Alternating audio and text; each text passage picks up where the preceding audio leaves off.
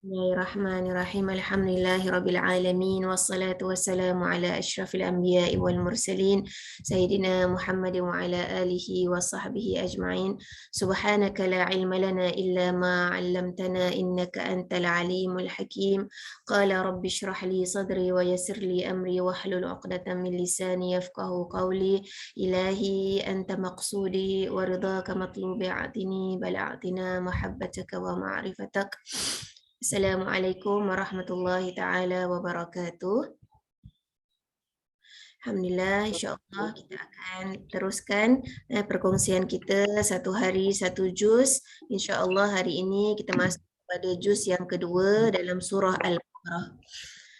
Alhamdulillah, kalau kita lihat Allah Subhanahu wa taala telah mempermudahkan kita untuk memahami surah yang terpanjang di dalam Al-Quran dengan kita melihat ayat yang awal daripada surah Al-Baqarah itu, yang mana kita akan dapati bahawa kalau kita lihat dalam juz pertama, sebenarnya Allah Subhanahu wa taala menjelaskan kepada kita, iaitu allazina yu'minuna bil ghaib. Kalau kita baca awal-awal surah Al-Baqarah kan, Alif Lam Mim, dzalikal kitabu la raiba fihi hudal lil muttaqin. Ya, Allah SWT mengatakan bahawa inilah dia kitab yang ada dekat tangan kita. Dia merupakan petunjuk. Dia bukan hanya kitab untuk dibaca, tapi dia adalah kitab petunjuk, manual kita bagaimana untuk nak hidup selamat di atas muka bumi ini. Maka juz pertama menjelaskan ciri yang pertama yang kita mesti ada untuk kita dapat menjadikan Al-Quran ini kitab petunjuk kepada kita, iaitu allazina yu'minuna bil ghaib. Jadi kita telah pelajari pada semalam, di mana banyak dikisahkan cerita-cerita umat-umat yang terdahulu supaya kita ni mengambil pengajaran daripada sikap-sikap orang munafik tu macam mana, sikap orang kafir tu macam mana, sikap orang yang beriman bagaimana, supaya kita ni dapat membezakan dan mengambil yang terbaik. Kemudian dalam juz yang kedua pula adalah daripada ayat wa yuqimunas salah, dan mendirikan solat. Jadi itu hanya satu simbol. Maksud solat itu adalah simbol ketaatan kita kepada Allah Subhanahu Wa Taala. Di mana kita dapat melihat dalam juz yang kedua terdapat kebanyakan hukum-hukum yang terdapat di dalam Islam ini disimpulkan oleh Allah Subhanahu Wa Taala dalam juz kedua dalam surah Al-Baqarah ini. Dan kita akan dapati di dalam juz yang kedua ada syariat untuk solat, kemudian syariat puasa, syariat haji, nak katakan rukun Islam yang 5 itu sempurna dalam surah Al-Baqarah. Jadi sebab itulah kalau kita nak fikir balik mengapa Rasulullah SAW mengatakan barang siapa yang membaca dan mengamalkan surah Al-Baqarah dalam rumahnya tidak akan dimasuki syaitan dan jin, kerana kita ni dah taat sepenuhnya kepada Allah. Pastinya susah musuh Allah itu untuk nak mengacau dan mengganggu ahli rumah yang mendirikan ketaatan kepada Allah Subhanahu Wa Taala. Itu sebenarnya yang kita mesti nak dapatkan pengajarannya. Okay? Jadi kita lihat dekat sini dalam juz yang kedua juga diterangkan tentang peralihan kiblat daripada Baitul Maqdis ke Kaabah. Ini adalah sebenarnya suatu simbolik juga kepada umat Islam bahawa dulunya dikisahkan dalam kisah surah Al-Baqarah ini, di mana Bani Israel dulu adalah the chosen one, adalah umat yang dipilih oleh Allah Subhanahu Wa Taala untuk memikul syariat Allah. Namun oleh kerana sikap mereka, perbuatan yang mereka lakukan terhadap rasul-rasul mereka, terhadap pengajaran, terhadap perintah yang Allah Subhanahu Wa Taala turunkan, yang mereka tidak mentaatinya, malah mempermainkan, malah go against apa yang telah Allah Subhanahu Wa Taala turunkan, maka perpindahan syariat Allah ini jatuh kepada Bani Ismail. Ismail ini adalah anak kepada Nabi Ibrahim yang menunjukkan keturunan daripada Nabi Ismail lah. lahirnya keturunan Nabi Muhammad sallallahu alaihi wasallam, iaitu syariat Islam ini sekarang ini berpindah kepada umat Nabi Muhammad sallallahu alaihi wasallam, iaitu kita. Jadi ini merupakan suatu simbolik kepada kita bahawa sekarang ni kitalah yang memikul dakwah Islamiah, yang bertanggungjawab untuk menunjukkan betapa indahnya Islam itu kepada dunia. Betapa sejahteranya kalau kita melaksanakan perintah Allah, kita akan menjadi khalifah yang dapat memakmurkan dunia. Maka itulah mesej yang ingin disampaikan oleh Allah Subhanahu Wa Taala di dalam surah Al-Baqarah juz yang kedua ini. Maka dengan ini kalau anda lihat di sebelah sini hikmah peristiwa di mana Allah Subhanahu Wa Taala dengan menceritakan kekurangan sikap Bani Israel ini menjadi suatu pembuka mata kepada kafir Quraisy di Mekah ketika itu, kerana mereka dulu sangat membesar-besarkan kedudukan Bani Israel, kedudukan Yahudi. Maka begitu juga dengan kita. Walaupun di zaman ini kita melihat mungkin ada bangsa-bangsa yang lain rasanya lebih gah lah, lebih power lah, lebih bagus lah.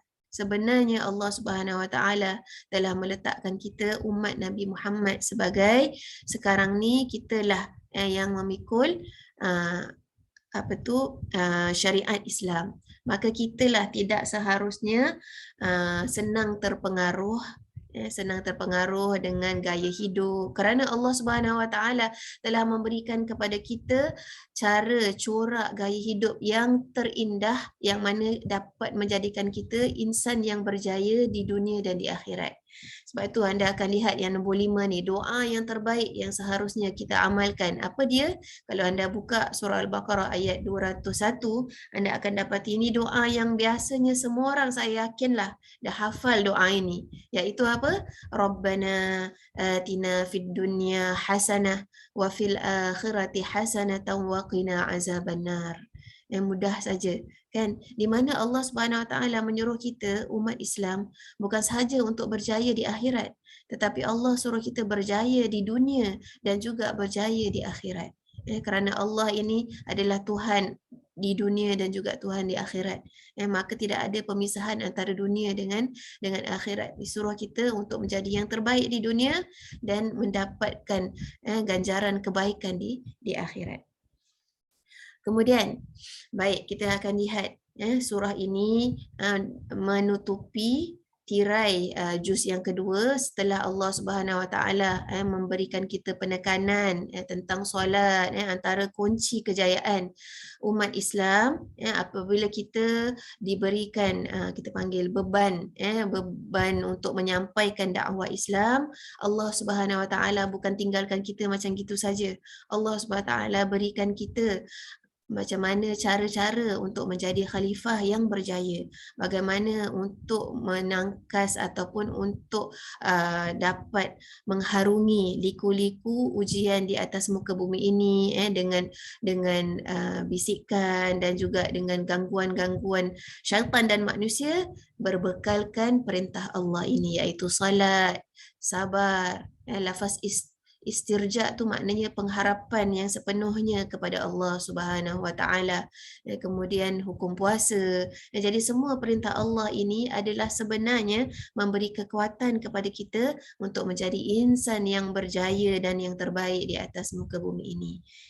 Dan kalau kita lihat juga dalam juz yang kedua ini ada bukan sahaja hukum tentang ibadat, tetapi ada hukum qisas. Qisas tu maksudnya hukum kedaulatan dalam sebuah negara supaya nak menjamin keamanan, untuk nak menjamin kesejahteraan. Itulah sebenarnya hikmah di balik Allah SWT menurunkan qisas dan wasiat tentang harta, supaya kita ni jangan terlampau gila harta, gila kemewahan. Namun jadi ini, dan juga kalau kita lihat nombor 6 tentang hukum nikah, cerai, maka kita rumuskan dekat sini sebenarnya juz 2 ini adalah Allah Subhanahu Wa Taala yang nak mengatakan tentang ujian ketaatan sebagai umat Islam, di mana Allah Subhanahu Wa Taala telah menurunkan perkara-perkara hukum hakam ini tak lain tak bukan untuk nak melihat di mana di antara hamba-hambanya yang benar-benar taat seperti mana taatnya Nabi Ibrahim, dan bukan taat seperti mana yang ditunjukkan Bani Israel ketika diperintahkan untuk menyembelih Al-Baqarah. Maka ditutup, subhanallah, cantiknya juz yang kedua ini ditutupkan simbol ketaatan itu dengan kepentingan ikhlas dan jujur dalam beribadah kepada Allah. Seperti mana simboliknya kisah Talut yang melawan tentera Jalut. Jadi Talut ni sebenarnya adalah orang yang, kalau daripada kaum Bani Israel, orang biasa je. Orang yang biasa, tetapi Allah lihat kualiti yang ada dalam dirinya, seorang yang jujur, seorang yang amanah, seorang yang taat kepada perintah Allah Subhanahu Wa Taala. Lalu Allah melantik Talut ini untuk menjadi ketua tentera melawan raja yang zalim iaitu Jalut. Jadi sebagai suatu rumusan kepada kita, walaupun mungkin bilangan umat Islam yang sedikit, tetapi kalau bilangan umat Islam sikit tapi berkualiti yang menegakkan hukum Allah, melaksanakan perintah Allah tanpa belah bagi, pastinya umat yang sikit ini akan berjaya untuk menakluki dunia, walaupun di situ kita merasakan tak masuk akal. Namun kuasa Allah Subhanahu Wa Taala yang mengatasi segala-galanya. Itulah dia suatu sedikit pengajaran dan hikmah yang dapat kita ambil di dalam juz yang kedua surah Baqarah ini. Semoga ia menjadi sesuatu yang dapat kita pegang di dalam hati, yang banyak-banyak. Untuk juz 2 yang paling kita mesti nak ingat apa? Kekuatan solat, sabar, puasa kita pada bulan Ramadan ini, di mana Allah SWT bekalkan kita. Ini semua sebenarnya kunci kekuatan kita untuk menempuh ujian Allah, untuk menjadi khalifah Allah yang terbaik di atas muka bumi ini. Sekian dahulu untuk perkongsian saya, satu hari satu juz untuk juz yang kedua ini di bulan Ramadan yang kedua. Wallahu a'lam bishawab.